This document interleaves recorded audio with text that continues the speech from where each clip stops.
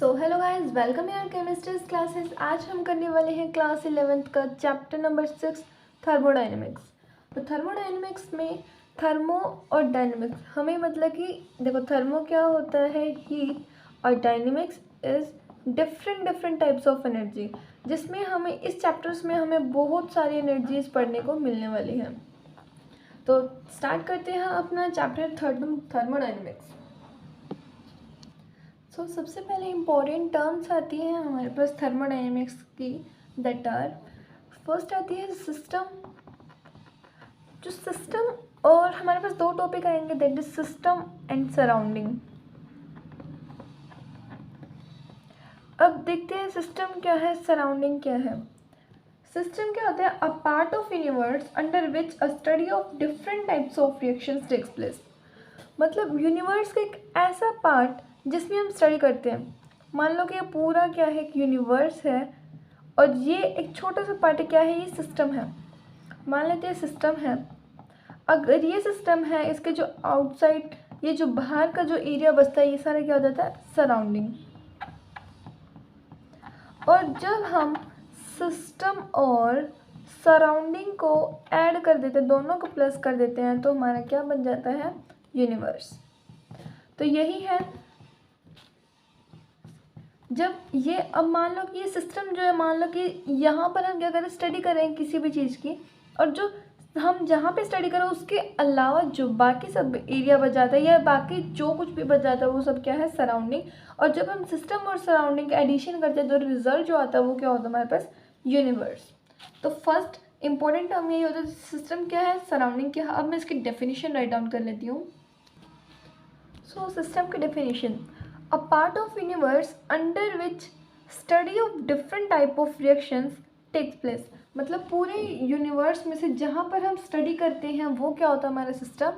And surrounding देखते हैं क्या होता है, rest of universe except system.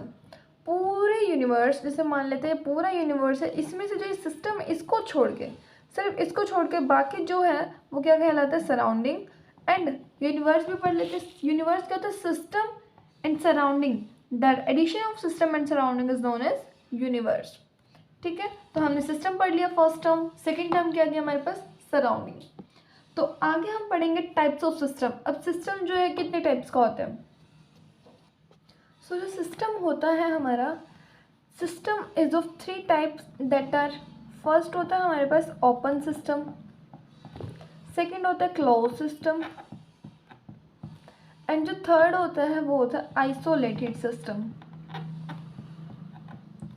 अब ओपन सिस्टम देखते हैं। ओपन सिस्टम क्या होता है, एक ऐसा सिस्टम जिसमें हीट और मास दोनों ही चेंज हो जाते हैं।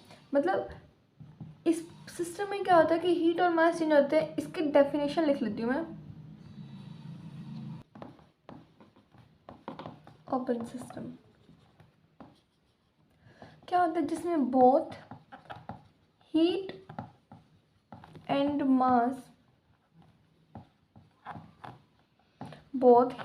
मास, एक्सचेंज। मतलब एक ऐसा सिस्टम दोनों जिसमें हीट और मास दोनों ही एक्सचेंज हो जाते हैं, वो कहलाता है हमारा ओपन सिस्टम। कैसे?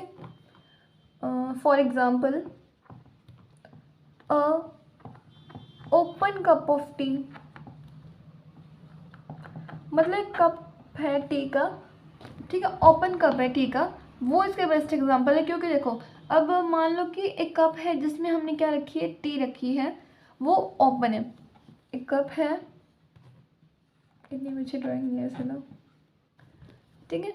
मान लेते हैं कप है जिसमें क्या है, टी है, चाय है।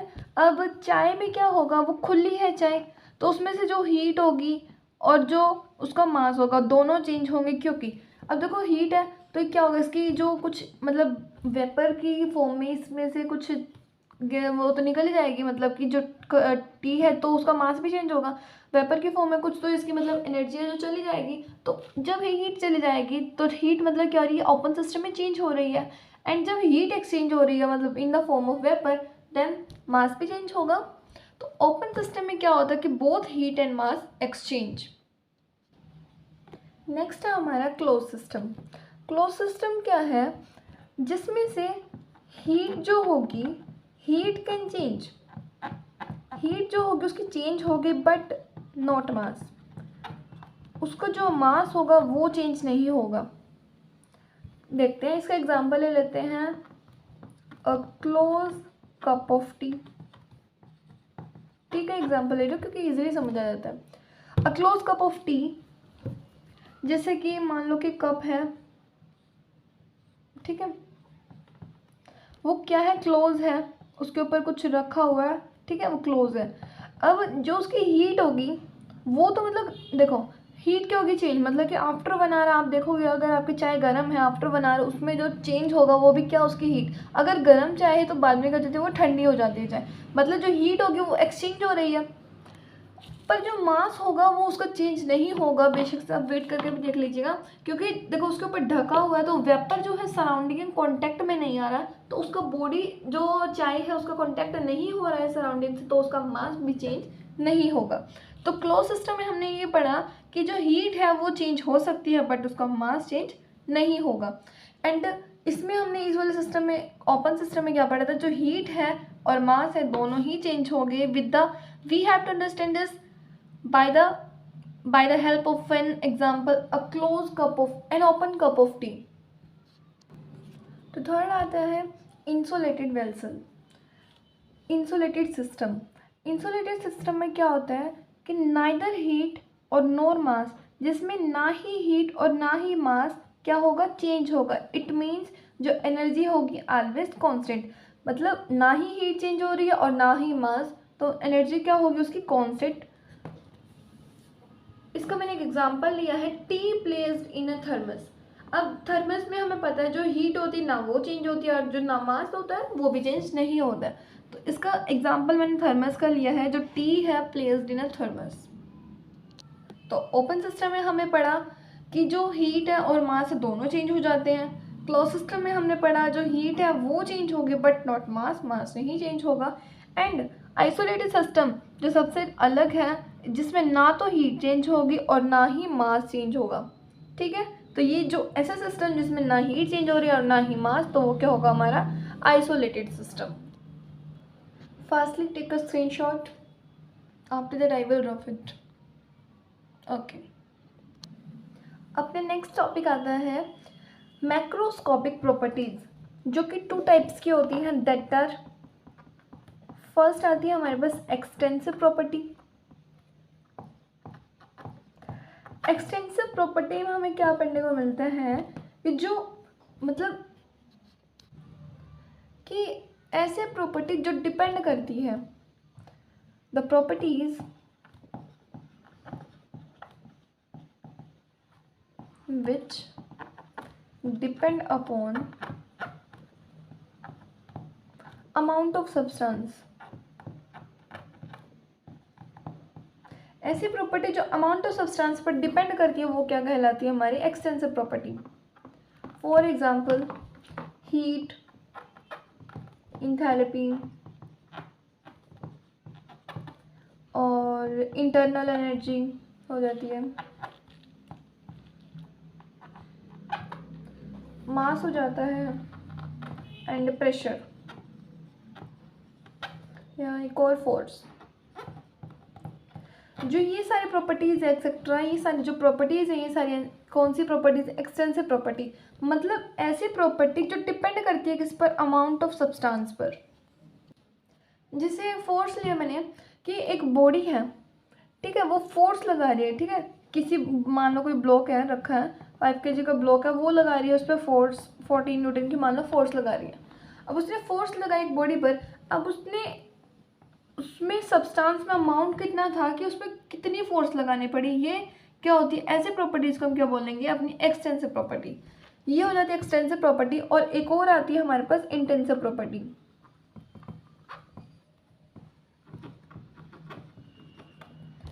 जो इंटेंसिव प्रॉपर्टी होती है, हमेशा जब हम दो चीज़ें करते हैं हमेशा वो अपोजिट होती हैं। जो इंटेंसिव प्रॉपर्टी होती है वो क्या होती है, जो डिपेंड करती है, ये किस पर डिपेंड करती है, अमाउंट ऑफ सब्सटेंस पर जो ये प्रॉपर्टी होती है ये डिपेंड करती है नेचर पर, सब्सटेंस के नेचर पर डिपेंड करती है। And not depend on amount of substance. जो अमाउंट ऑफ सब्सटेंस पर डिपेंड नहीं करती वो तो ये किस पर डिपेंड करती है? नेचर पर। अब नेचर पर कैसे करती है? एग्जांपल ले रही हूँ मैं, इसका रफ करके थोड़ा सा, चलो मैं लेती हूँ एग्जांपल। टेम्परेचर हो जाता है विस्कोसिटी, या बीपीटी बॉइलिंग पॉइंट, या प्रेशर, डेंसिटी एक्सेट्रा। कम एग्जांपल लेते हैं। तो टेम्परेचर देखते हैं। टेम्परेचर मान लेते हैं कि टेम्परेचर मतलब नेचर कैसे डिपेंड करेगा कि टेम्परेचर कितना चाहिए। मतलब नेचर उसका कुछ भी हो सकता है कि 1 डिग्री सेल्सियस चाहिए, या इतना मतलब कुछ भी 22 डिग्री सेल्सियस चाहिए। मतलब ये क्या होगा? नेचर होगा। उसका अमाउंट डिपेंड नहीं करेगा, उसका नेचर डिपेंड करेगा किस बॉडी को कितना टेम्परेचर चाहिए, कितना बॉइलिंग पॉइंट चाहिए, कितना प्रेशर चाहिए, और उसका कितनी डेंसिटी होनी चाहिए। विस्कोसिटी, विस्कोसिटी का मतलब होता है गाढ़ापन, ठीक है। गाढ़ापन लाइक हनी में जो होता है वो विस्कोसिटी होता है। ये हमारी एक्सटेंसिव प्रॉपर्टी थी और ये हमारी इंटेंसिव प्रॉपर्टी। एक्सटेंसिव प्रॉपर्टी में हमने क्या पढ़ा? The property which depend upon amount of substance, and intensive property that is opposite of extensive property. हमने क्या पढ़ा इसमें कि जो इंटेंसिव प्रॉपर्टी होती है डिपेंड करती है नेचर पर, but does not depend upon amount of substance. So अब हम इसको थोड़ा आगे और पढ़ लेते हैं। अब जो एक्सटेंसिव प्रॉपर्टी होती है उनको हम मे बी इंटेंसिव, जो एक्सटेंसिव प्रॉपर्टी होती है मे बिकम एक्सटेंसिव, मतलब वो इंटेंसिव बन सकती है, पर जो इंटेंसिव प्रॉपर्टीज होती है वो एक्सटेंसिव नहीं बन सकती। मतलब क्या बनता है कि जो एक्सटेंसिव प्रॉपर्टी हो वो इंटेंसिव बन सकती है, ठीक है। फॉर एग्जांपल, ये भी एग्जांपल से ले लेते हैं। जैसे कि हमारे पास है मास। मास जो है वो क्या है कि एक्सटेंसिव प्रॉपर्टी, एंड जो वॉल्यूम है वो भी क्या है कि एक्सटेंसिव प्रॉपर्टी।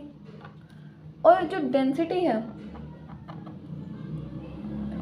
डेंसिटी भी क्या होगी? Extensive, because mass upon volume, ये क्या होती है? एक्सटेंसिव। ये क्या दिया? एक्सटेंसिव।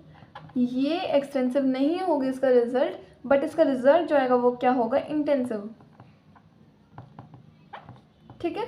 जिसका रिजल्ट आएगा मतलब कि जब हम एक्सटेंसिव और एक्सटेंसिव को डिवाइड करते हैं तब रिजल्ट क्या आता है? इंटेंसिव।